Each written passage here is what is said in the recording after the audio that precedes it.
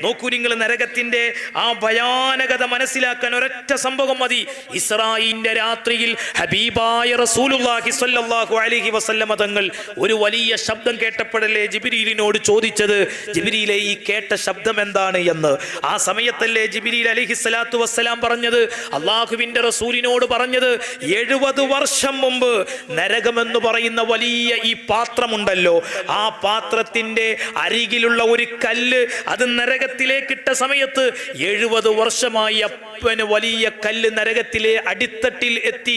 ആ അടിത്തട്ടിലെത്തിയപ്പോൾ ഉണ്ടായ ശബ്ദമാണ് നിങ്ങൾ കേട്ടത് എന്ന് ഹബീബായ റസൂലുള്ളാഹി സ്വല്ലല്ലാഹു അലൈഹി വസല്ലമ തങ്ങളോട് ജിബ്രീൽ അലൈഹിസ്സലാത്തു വസ്സലാം പറഞ്ഞുവെങ്കിൽ, പ്രിയപ്പെട്ട സഹോദരങ്ങളെ, ഇതുകൊണ്ടാണ് അനസ് റളിയല്ലാഹു അൻഹു പറഞ്ഞത്, നരകം പടക്കപ്പെട്ടതിന് ശേഷം ജിബ്രീൽ അലൈഹിസ്സലാത്തു വസ്സലാം ചിരിച്ചിട്ടില്ല എന്നുള്ളത് ഇസ്ലാം പഠിപ്പിക്കുന്നത്. ഇതുകൊണ്ടാണ് അനസ് റളിയല്ലാഹു അൻഹു പറഞ്ഞത്, ഇത് കേട്ട